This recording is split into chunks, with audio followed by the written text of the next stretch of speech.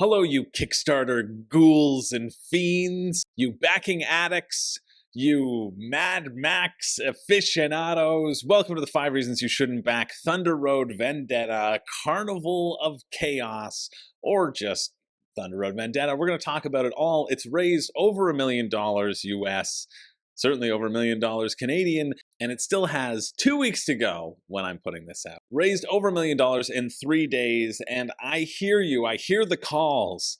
I hear people frothing at the mouth, pulling out their wallets, just wanting to get themselves a little toy, and I'm here to tell you that you can't. Or, you can. You can if it's going to be good for you. This is a series, for those of you who are unfamiliar with the channel, this is a series where I put your excitement to the test.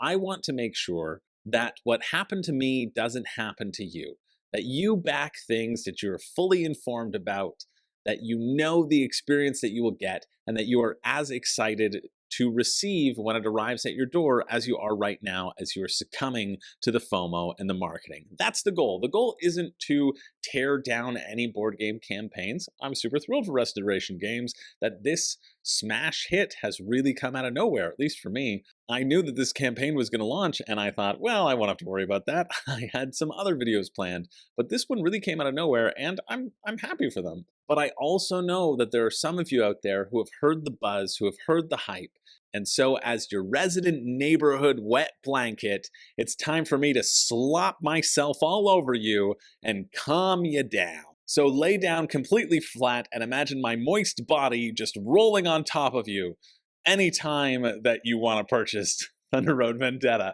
So that's what this series is about. I always have to preface that because there will always be people who don't understand, because that's how the internet works. But before we get into the reasons why you shouldn't back, I want to talk about the reasons why I might be excited about this game. And, well, for all the reasons I'm going to talk about in the video, I'm not really that excited. I like the idea of this zaniness. I've heard that this is a game that creates really strong stories, so I like that in my game. I like thematic games that are memorable. I like coming away from a game night and like remembering little pieces of the match and being able to talk about that. And that's the vibe that I do get from Thunder. This is a game that sort of doesn't take itself too seriously, and I think that's nice. I think that's a nice thing. But I can't really keep going on about what I am excited about. I can see how people would be excited about this new mode, the arena mode, which we'll talk about a little bit in point number 5. You know what actually does really excite me? Certainly not this $5 backer kit pledge that, again, they're just making you spend $5 so that you have more of a buy-in and they can guarantee that you're going to purchase it. I understand that. I understand that for people who maybe their paycheck hasn't arrived yet and they know they're going to purchase. That's what this pledge level is for. I also think it kind of sucks, especially when generally you can always late pledge for stuff without paying the $5. I know this is in the excitement phase, so it doesn't count as a point. It doesn't count as a point. But what I am excited about is that there are 3,184 people who are just purchasing this ticket to the show, the expansion. And that to me shows that there are a lot of people who are satisfied with the base game itself and want more stuff. And so that's really cool. I always like to highlight those things. I like to look at those numbers and see what percentage of people are, especially in a campaign that is focused, semi-focused, at least in Kickstarter's eyes it's focused, and it's not just a reprint for additional money and materials, because you're not allowed to do that unless you're a really big creator, and then Kickstarter just closes its eyes and runs away screaming.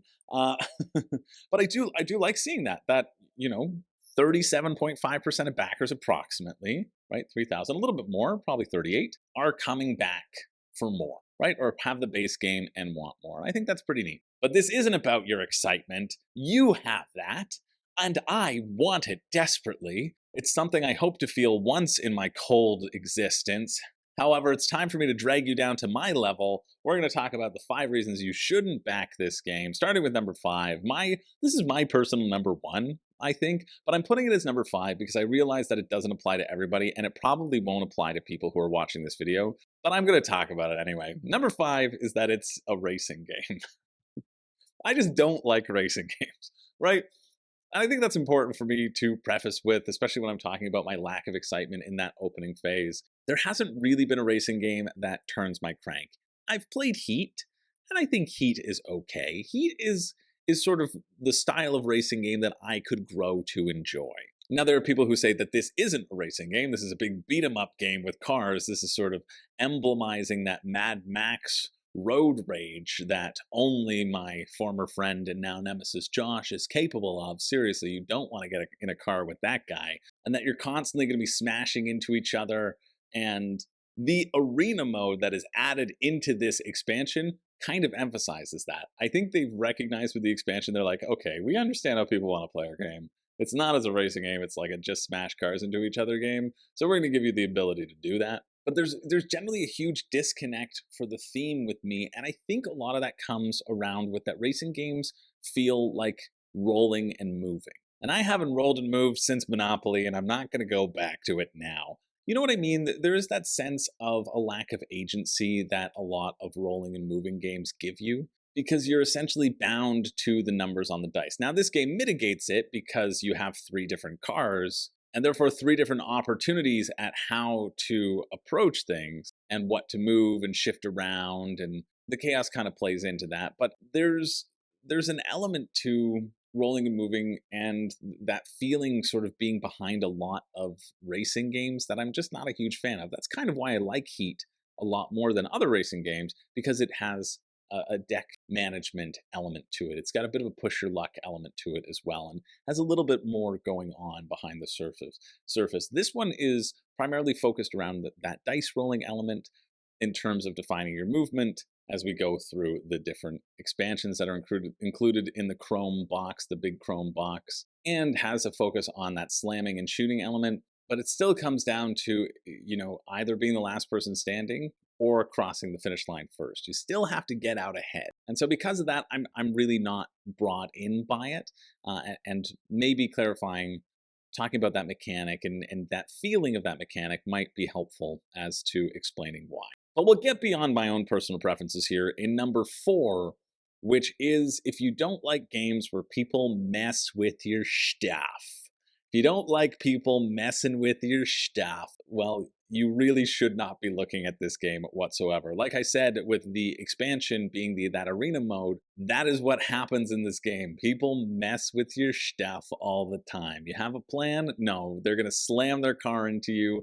You're going to go sailing into a ditch or a mountain. You're going to explode. And that's all going to be driven by those dice rolls. I have this sort of messing with your stuff and the combo of dice rolls. If you don't like chucking dice, if you don't like most of your decisions being determined by chucking that dice, I think this isn't for you. I do like that there is an ability to re-roll dice. There's some dice mitigation here. If you have the larger car and you're slamming into somebody, well, you get a chance to re-roll the dice to see if you can slam into them even harder if you don't like how they originally slammed you. You get to rewind time and say, nope, I threw a banana peel in front of you first and then slammed into you, and oh no, the same result happened again. You can mess with your own stuff here, The fact that there is a phase called the shooting phase, where people just get to shoot at you or send helicopters towards you, careening towards you, they can just destroy your vehicles. This is a game all around that interactivity and messing with each other. And if that's not your style, you're not going to be getting this game to the table. Now, you might be thinking, oh, I want that to be my style. I want that. Well, then I would suggest sticking around to number 1, because I've got the solution for you. Now, number 3, this I think is going to be a quick one. I think I usually ramble, and now I'm doing it now. Oh God, get back on track. It's like I'm on Thunder Road all over again. I'm careening into the side. Number 3 is if you don't like the concept of player elimination. Now, I know immediately there's going to be people in the comments who say the player elimination doesn't matter. It's part of the game. It's the whole aspect of the game. And also, you're never going to sit on the sidelines and have to watch for too long, right? That's the main gripe with player elimination. The main reason why it's a poor mechanic is because it makes other people watch the fun being had. For any amount of time, you gradually decrease your guests' experience. If I've invited people over to my house, I don't want them to have to sit and watch me play a game with my friends and just sit in the corner because they've made some bad moves or some bad rolls. And so even though the player elimination isn't that significant, one of your one of your cards can be eliminated, you can still have two. Two of your cards can be eliminated, you still have three. The more cards that do get eliminated, the less agency you have and the less choices you have. And that goes back to that roll and move idea. You lose a little bit of agency as the game goes on. It's kind of a slow loss of agency in this slower player elimination. And then once somebody is out, the finish line automatically drops down. Somebody will finish the game soon.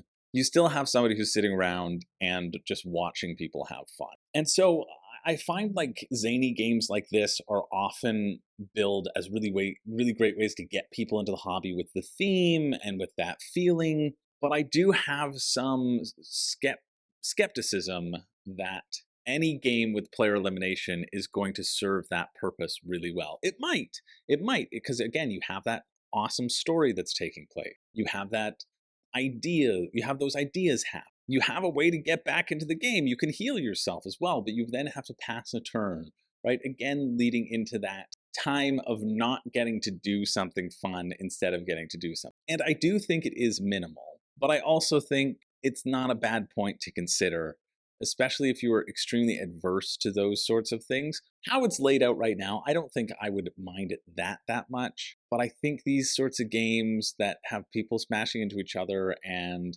heavy interaction, heavy take that, I feel like they have the tendency to be stretched out and to go long. And so that's something I'm mindful of going into the game. That's one of my fears, depending upon the group. And you know your own group better than I do, except for 3 of you, in which case I've been watching your group for 4 years, and man, oh man, does it look like you all are having a lot of fun. Thanks for inviting me to your game nights as I stared through the windows. Thanks for closing the curtains on me because you thought I was some weird stranger. Sure, we may never have met in person, but we have this relationship, don't we? It's why I started a YouTube channel to begin with, so that you'd notice me. So for everyone other than those 3 groups, I don't know your game group. And that's something that you have to judge yourself. Now, number 2, I've been talking about a little bit as we go throughout this video, and let's change the picture so it looks visually different, because we all love moving, scrolling pictures. It gets our juices flowing. I guess I should say that for number 1. Number 2 is if you don't like wacky randomness or push your luck games. In essence, a lot of this game comes down to luck. It comes down to you. I'll tell you the story that the last story that I heard from Jeremy Howard of Man vs. Meeple.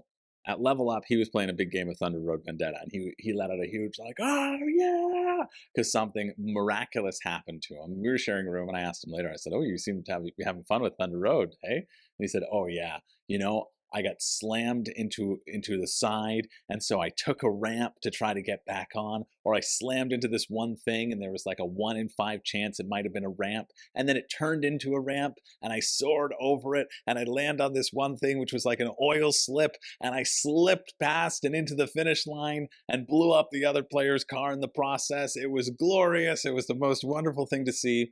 And in one aspect, that's a very exciting story, like very memorable. These memorable moments that are created seem to be quite fun in that regards. In another aspect, you really have to focus on the randomness of it all, right? These moments stand out because they are wild, because they are unexpected, because anything can happen. When your car gets slammed, you don't know which way your car is going to get pushed out to the side. When you go over a hazard, you don't know if it's going to slow you down or speed you up. There are so many elements to that random. But when you take damage, you don't know what sort of damage it's going to be. You could catch on fire, or you could skid in a different direction, right? Everything will have a surprising effect in this game. And so that's what creates these memorable moments. That's what creates an environment where you don't have to take the game too seriously, that it can be a light game because anything can happen. Anyone can be eliminated at any time. Oh yeah, I forgot about the other ways that people can just be eliminated. If somebody scoots too far ahead, the last aspect of the board just gets enveloped by a dust storm. I consider it a dust storm because it's very Mad Max, and so I consider that whole thing has been just eaten up, and then a new road appears. You're just constantly going. It's like Anasteer, but this one's actually made. That you continue on this line, just moving forward. But the reason for these wild events is because everything is wild and nothing matters whatsoever, right? There's a reason why the game doesn't feel like it matters, because there is so much luck. And so you have to decide for yourself your threshold for that luck. And I know sometimes you have games where you don't want to play them all the time, but you pull them out because they're wild and zany and crazy. And as long as it gives you a consistent wild, crazy, zany experience, I think that's wonderful. Again, the fear with games that are so wild and random and wacky is that sometimes they don't make good. Sometimes you are eliminated in the second round and you just go, oh, okay, well, both of my cars got destroyed and now I have one car for the remainder of the game.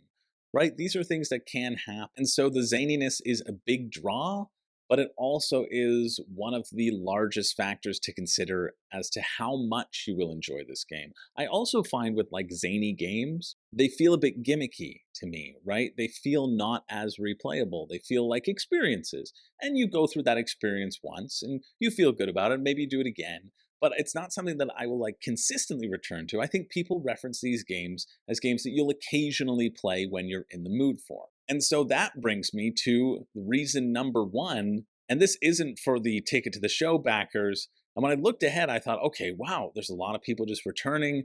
Nobody's going for this maximum Chrome bundle. Only 268 people are going. Maybe this 1 point doesn't matter. And then I scrolled down and I saw that the majority of people, of course, are going for the all-in, having nothing in their collection. Presumably nothing, because they're getting everything. And so the reason number one you shouldn't back is you can get it right now for a quarter of the price. A quarter of the price for the Maximum Chrome edition, or like a fifth of the price for this main edition. The shipping on this pledge, while they say it's subsidized for the big pledge, it's subsidized probably by the smaller ones. No, I don't actually think it's subsidized by the smaller ones. The shipping is expensive, but this shipping is wildly expensive, right? $40 additional dollars to get something shipped to your door, when instead, if I were to look at my local store, this one has 10 units in stock and it's $69.95 Canadian. And you know what? This is why I always check multiple stores, because I check this one first. This one is $58.95 Canadian with 3 available online. So $60 Canadian to get the base game, and you can go to the store or you can order it and get it now or within a couple weeks. Or I could get the base game with all the fixins for like $260 Canadian, $270 Canadian, actually, after conversion. That's wild to me. It's wild to me that there are so many people who are purchasing this I was thinking of Tiny Tina from Borderlands. Tina's Dynamite deal of the day. They knocked off $50 in value and they're charging you $40 for shipping. It's wild that people aren't just going and getting a copy of the base game and seeing if they like it. You have 2 weeks left to back this campaign. And so I'm putting out a challenge to all of you right now. In those 2 weeks, do you have a store that is selling it? Can you purchase that from that store to assure yourself that you even like it, that you even think it's going to be memorable enough to keep on the shelf?